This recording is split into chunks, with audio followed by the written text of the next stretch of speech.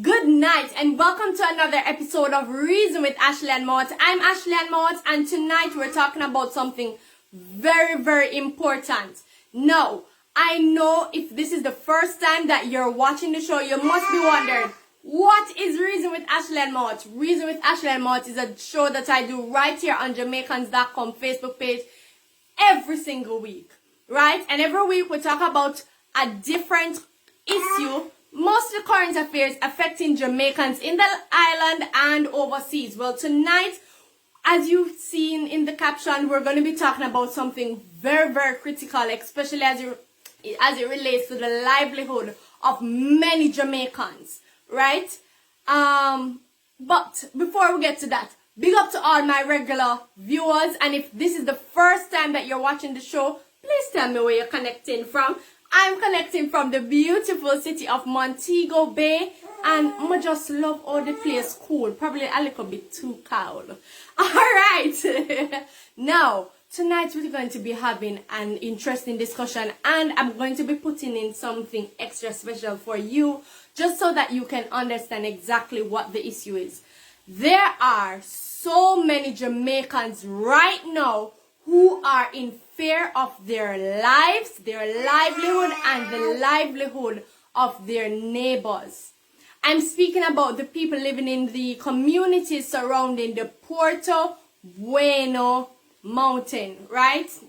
Now, from what I understand, this area is located in St. Ann, right? And the experts, environmentalists, have said that it should have been a protected area, while there are several endangered species, including the yellow snake, or no, but yellow snake, in that area. And what is happening, the government, the Jamaican government, has decided to move forward with plans to mine in the area.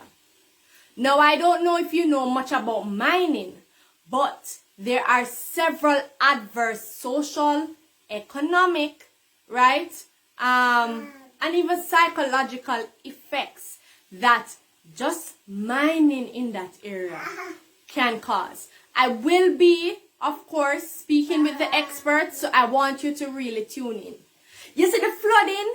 You see the landslides that we're seeing right across Jamaica? It not just happen so. It not just happen so. You see, when there isn't enough forestry to protect our natural flora and fauna, right? This is exactly what happens. And our fellow Jamaicans in Porto Bueno, they are very concerned. In the community surrounding Porto Bueno, they are very concerned at this time. I am not sure why the government would have overturned a decision by NEPA to not approve a permit for mining, right? Because from what I understand, NEPA disapproved that permit, well, did not grant that permit a couple years ago, and now we're in 2020, just a few months ago, we've heard the decision was made to proceed with mining in just some specific areas in that, well, a part of the Porto Bueno, right? With certain conditions being maintained. Well, the environmental experts that I'll be speaking with will tell you exactly why those conditions may not necessarily get rid of this fear and the concern that many Jamaicans living in that area and who do business in that area are currently facing. Now, over to my interview.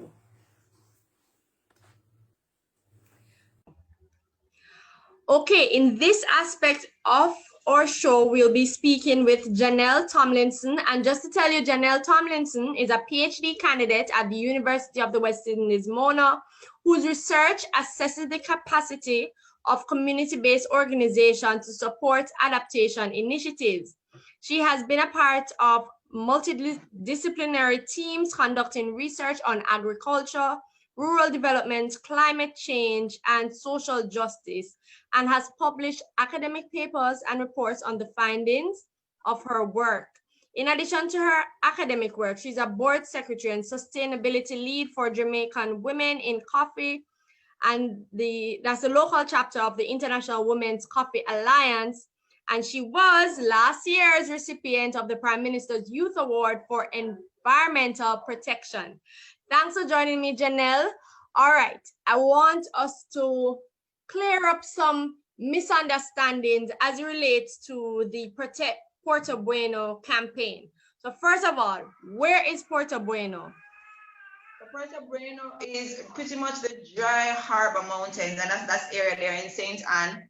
Many people will probably seeing it driving into where's that now? Discovery Bay, somewhere there in St. Ann, but it's that large area, untouched forests and all that lush green vegetation that you would see driving into the area there. And to be honest, I think a lot of persons have had some misconceptions and some that they want to clarify, but I think as we go further, then we'll help to clarify some of that. Okay, all right. So it's Porto Bueno is in St. Ann. So from what I understand, the issue is that the Jamaican government has, intends to mine in that area, right? And from what I also understand, that area should not be somewhere where you're going to be doing mining, because we have a lot of endangered species in that area, and also the mining may have adverse effects on the communities surrounding Porto Bueno. So I'm correct? Yeah. All right. Why? Well, I don't want to ask you why the government is doing it. Probably what I should ask you instead, tell me a little bit more about the flora and the fauna at Porto Bueno. What can you describe it to me in a little bit more details? So the area in itself, and for some time there have been efforts to even have the area regarded as a protected area because of some of the species that they have there. I know that the yellow snake is one of those species that they are considered there to be the habitat for. There are a whole lot of other plants and animals that we know endemic means that it's found only in that specific area. So what the argument is that there are a host of different plant and animal species located specifically in that limestone forest that are pretty much unique. They possess unique characteristics and they're found generally there. So I know that there is an idea of reforestation and moving, some of the species to another area, but that's not how it works as it relates to species that are endemic. They are there because those are the conditions and those are the different, characteristics that are best suited for them to thrive and to grow. Moving them to another area, it may not be as easy as that, unless if you're taking animals out of a specific jungle or a specific area and saying that, oh, we want to develop this space, let's move them somewhere else. It's not always as easy as just relocation. So that's one of the issues we're having. When we look at it as well, it's not only the flora and the fauna, but when you look at the social implications it's going to have, people reside in the area. We're thinking about trucks moving in and out. We're thinking about dust. We're thinking about noise. We're thinking about the fact that a lot of them have, small cottages that they use there for Airbnb, and for them, that is going to be something that affects their livelihood as well. So a whole host of different issues as it relates to the social and the environmental side. And I do think, even aside from that, it's just the whole idea of governance and looking specifically at the fact that, okay, you have these entities set up as regulatory bodies that are supposed to, look at different developments, weigh the pros and the cons, and then make a decision as to whether or not they're going to have a detrimental impact on the environment.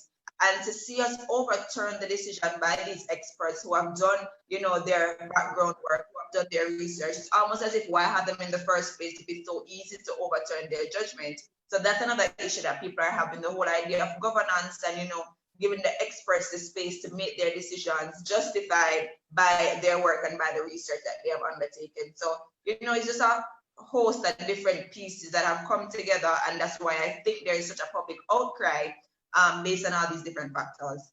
So we'll soon get to the part of the outcry, but I want to give my viewers, especially those who haven't been following the issue, some context.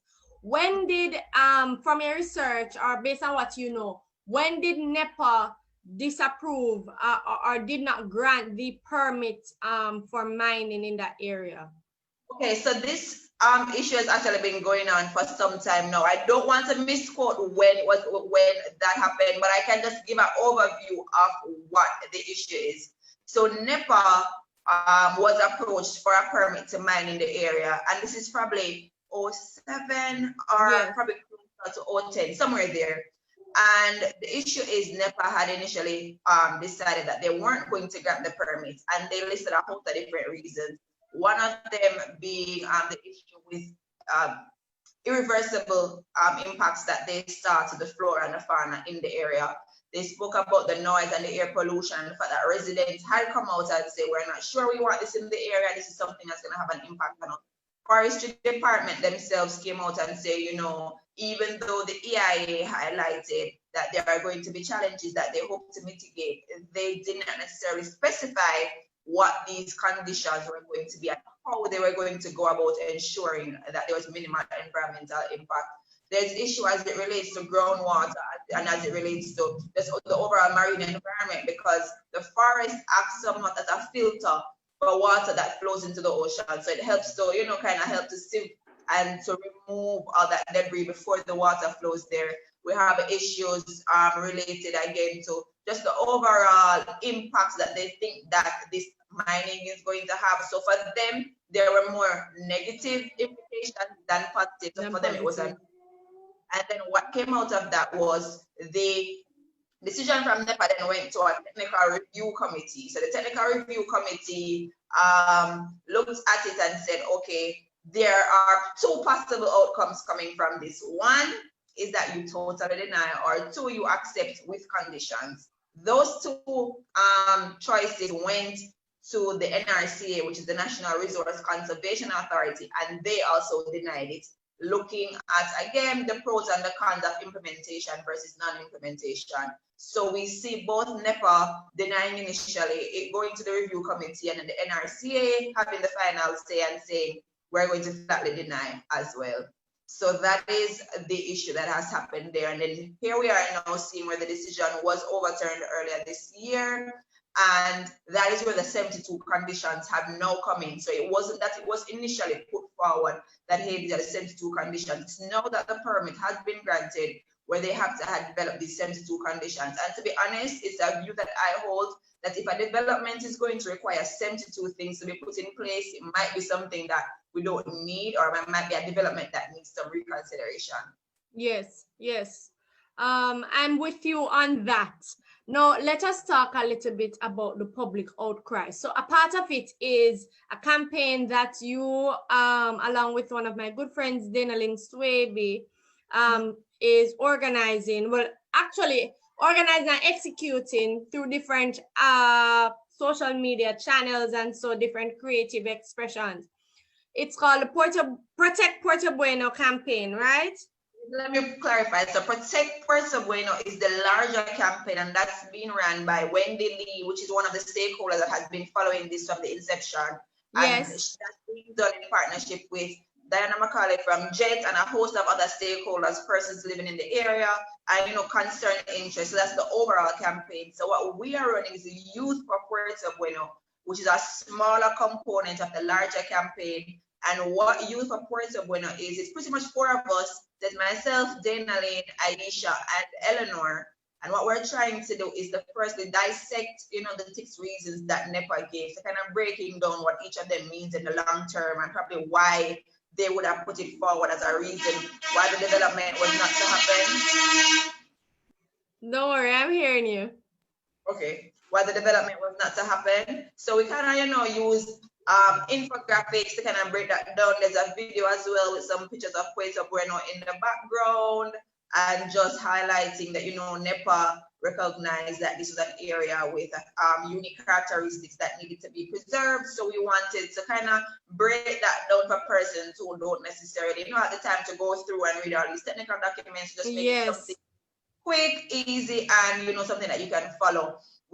Dana also did a poem with Mastam, and we all know Mastam was a gentleman who the PM spoke about in this debate. Mastam, who I spoke to on the phone, Today, I also had a telephone conversation with Master Tom, talking about Puerto Bueno, and just using again the arts and culture to bring across the message. So those are just some of the things that we have been doing. We've been having, different hashtags. Persons have been speaking to the different frameworks Jamaica would have signed on to, so the Paris Agreement and some of what that speaks to. Also talking about what is the NDCs, which are our nationally determined contributions, and how we as a country hope to reduce climate change impacts. And forestry and the preservation of forests is one of the things mentioned there. The persons, kind of just using the hashtag with Puerto Bueno to kind of help to spread their different views and their different perceptions of the issue. We have an IG live coming up tonight with one young man, Gavin Campbell, and we're going to be talking about flora and fauna, their significance to, heritage, culture, the environment, and that's going to be on at 7 p.m. on Dana Lynn's IG at Lynn Swaby. So that's going to be a conversation happening on IG live tonight. And yeah, we're just having a host of different things. We have more things that we're trying to come up with again, trying to utilize social media and making it youth friendly, because we know how, as young people, our attention span are very short. So we're trying to use that kind of, as a way to say, okay, how do we get this message across quickly where persons can understand and it's as simple as possible? So that's pretty much some of the things that we have been doing thus far. So very quickly, I hear you mention that the aim is to get more Jamaicans aware and involved in the in helping to protect the environment. But do you, and this is based on your research, do you think that Jamaicans really and genuinely care about environmental issues? So I think there are two sides to that story, to be honest, because increasingly now what I can see, and I'm going to just base it from social media, there are persons who have expressed an interest in protecting the space. There's also the conversation coming about the concrete country. So increasingly we're seeing, and again, I can't use just social media for Jamaica in general, because this is just a snapshot. But the work that I have been doing over time with my dissertation, I would think that increasingly there are concerns, but again, for a country where individuals are resource poor, they have to think about today, trying to ensure that they have resources for themselves and their families, also something that people think about. So oftentimes there's a trade-off. Do I protect the space for the long term, or do I do something now that to make money?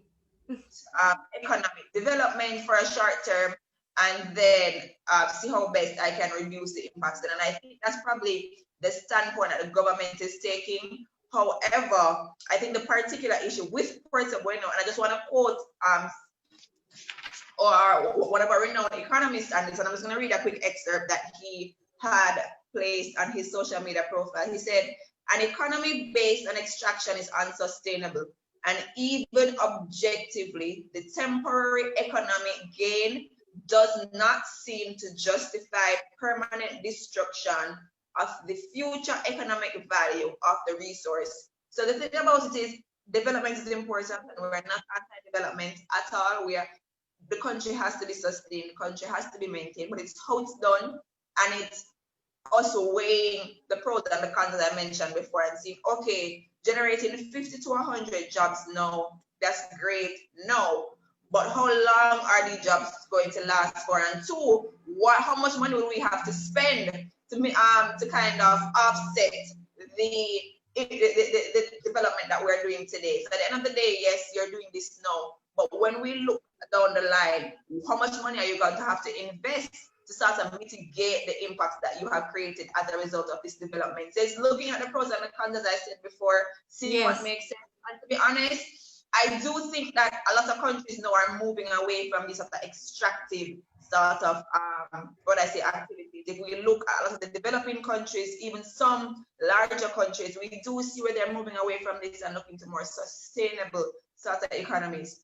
Ecotourism is something that's being stressed in this particular area, and it's because of the the uniqueness of the area, and we do see where tourism now is moving a little bit less from mass tourism because there are individuals who are interested, going into the local community, seeing what's happening on the ground that is, less of developed sort of stuff and more at the local grassroots level. A lot of countries are tapping into that.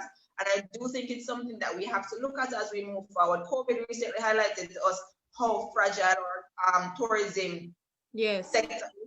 And I do think as we move forward, particularly in the face of climate change and a changing climate and the expectation of sea level rise and all of that, we need to look at other ways how we can seek to preserve the environment while still being able to make money. All right, so Janelle, what I wanted to know from you raised a lot of important points, but especially for my audience who are primarily Jamaicans living overseas, I want them to have a better understanding of really the adverse effects of mining in this area, which could be considered an area that should be protected, right? The flooding and the landslides that we've been seeing recently. Can we, just based on what through your research and so, can we say that the communities in that area may be exposed to adverse conditions such as that? If it is that they mine in... So the removal of the forested area, it would just mean that the area is bare.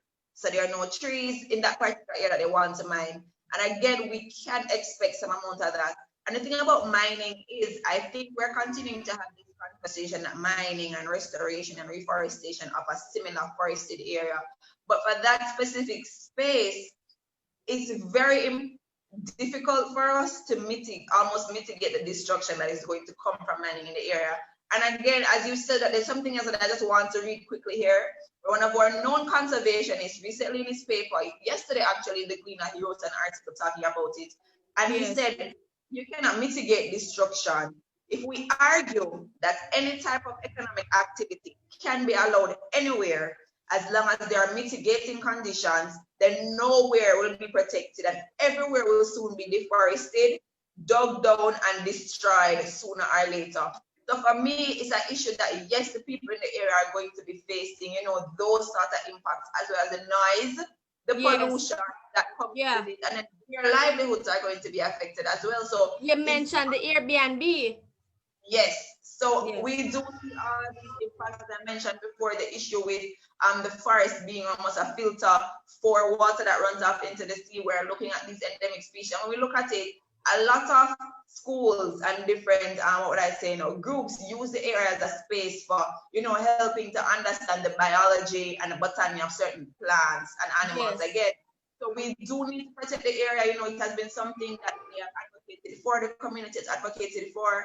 I do think in tandem with the forestry department, they have been trying to organize a kind of preservation framework for how they can get the area protected and how they can, seek to retain all of that heritage and all of that, natural resource in the area. So I do see where, going in and doing this mining over a prolonged period will have impacts more than just environmental and social, but economic as well for the persons who live in the immediate community and the surrounding environs. Yeah. All right. So in terms of policy change now, because if it is that NEPA developed, did not approve a permit to mine in the area, and then we've seen years after where that decision is overturned. What do you think needs to be done so that we do not have the overturning of important, I wouldn't even call it ruling, but decisions such as that by our environmental authority? Right. So I think under the NRCA Act is what permits the decision to be appealed by a minister or the prime minister. So I do think that may need to be revisited to see how best we can allow the experts to be the ones to make the decision. And if an appeal is going to in fact be conducted, then have them at the table to hear the proposed, what would I say now, how the permit will be revised or what will need to be taken into effect. Because to me, and I think one of the issues we're having as well is that NEPA and the NRC are saying they weren't aware of what was happening during the appellant process until afterwards.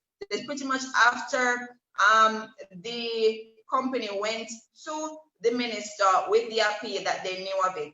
So based on my understanding, they weren't a part of the appeal process at all. So I do think moving forward, that needs to be something that even if the minister does have the opportunity to hear the plight of the company, they need to have the experts on board to be able to justify why this particular thing won't work, why that won't work, or why they think that this development is not something that we need in the space right now. So to be honest, that needs to be revised. And I do think that, to be honest, the final decision should be with the experts, because you have a body with experts in these particular areas with a mandate to protect and to ensure that development is not only going to bring about economic gains, but ensure environmental preservation as well. And if they see it as something that it's not going to work, something that's going to be causing more negative than positive impacts, then in fact, we do probably need to listen to them, give them that air and let them do their job. Wow, a mouthful. Thank you so much, Janelle. I think you definitely raised some valuable points. And I do agree with you that we should leave it up to the experts. I mean, these are people who have already studied the area, know exactly the implication. The proposed activities. Yes, exactly. I really want to thank you so much for spending some time with me talking about it. I'm asking you, please, to save the live that you're doing on Instagram, because your live actually will be broadcast the same time with Ashley and Mowatt. I just want to do one last plug before. So there's a petition on the OPM website, Protect the Dry Harbor Mountains. We need to get to 15,000 signatures by the 27th of December. So I'm asking persons who feel so inclined to go on and put in their email address and sign the petition, because we need to at least have the Prime Minister reconsider reconsider the different factors being put forward, and then make a decision based on what he sees in the best interest of the country. So there's an OPM petition that we need as many signatures. So if you can, please go on and sign that as well. All right. Thank you so much, Janelle, and take care. Thank you. All right. So this is an important question that I want you to ask yourself. Who should really have the final say when it comes on to legislations governing the protection of the natural flora and fauna in Jamaica? Because really and truly, if you look at it, it's either one of two things. It's either we're going to create a new Jamaica with highways and skyscrapers and all-inclusive hotels and all of those developments. And when rain come, when storm come, when earthquake come, we just figure out something. Or we're going to find ways in which we can sustainably develop our island. What kind of Jamaica you want? You want the commercialized Jamaica, or you really want to protect our flora and fauna? That is the basis of the conversation that we are having today. Tell me, let me know in the comments below, and I'm going to leave you with this poem by former festival queen, Jamaica Festival Queen, Danelyn Swaby.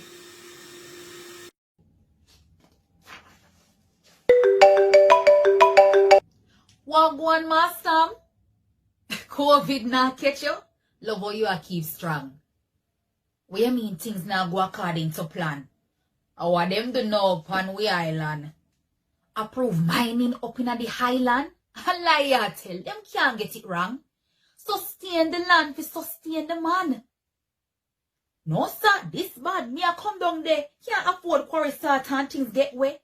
At the last limestone forest left up there. Unique animals and plants up there. You know, we've been here before. Vision 2030 detour. At first you hear about Porta Bueno. Your ideas like them. You know see me start tell you. I look at trouble master. I know you hear well. Cool no man. Make me give you the intel. The limestone are important aquifer. It carry and filter the groundwater. Remove it, water stop run under. That mean more place with less water. If rain fall, trouble dead upon the surface. That'll bring more flood down. We can't take that. That's why as a people we can't stop chat. And you imagine when them the night start, those are blowing in your ear, you can't see where you are walk. Yes, they do know it's not a quarry zone. So sing that song till the cows come home.